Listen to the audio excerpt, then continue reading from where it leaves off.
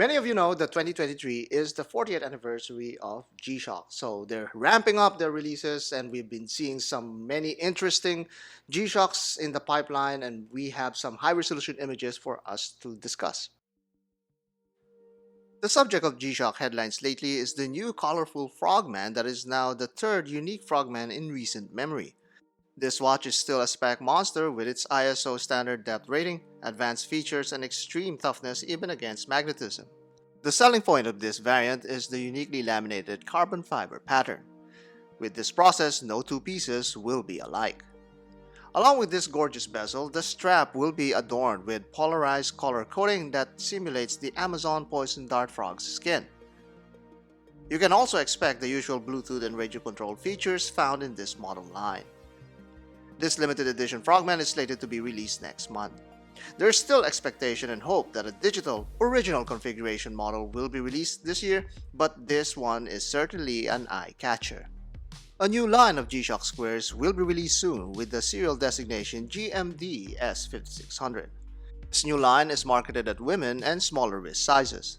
This is a cool new development because all of the models in this collection will have the GShock and Protection bezel imprint, but in a case profile identical to the Baby G line.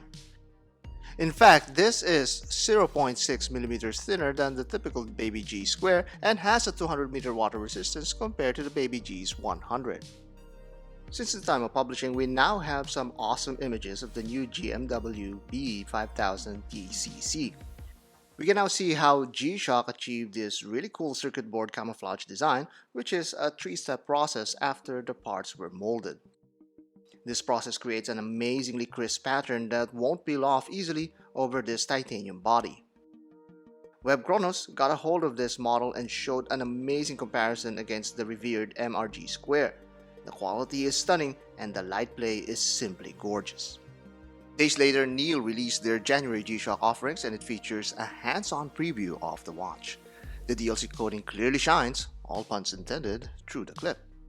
All of the laser etching contrasts against all of the glossy surfaces. It recreates the appearance of an actual circuit board where the effect is reversed as the circuit lines are shiny over a matte sheet. A fantastic and appropriate application of this concept. Finally, we have images of the Adventurous stone series that celebrates the many different ores found on rock formations around the world. This series showcases the finishing technology of Casio with some really wild combinations. These will be executed with the GM iterations of popular collections such as the 5600, 2100, and 110s. Each collection will have both the regular size and the smaller S variant for greater fit options. GShock is able to achieve this multicolor finish using a special masking process during its IP coating stage. This also ensures that the metal finish remains as durable as possible. That new Frogman is poised to be a smash hit already for GShock, and based on the hype that I've seen online, it's going to be very hard to get the hold of one of these limited edition Frogmans. This poison dart version is really exotic looking, even though it's not up to my taste. Another thing that's not up to my taste is that collection that they're releasing with those eccentrically plated GM collections.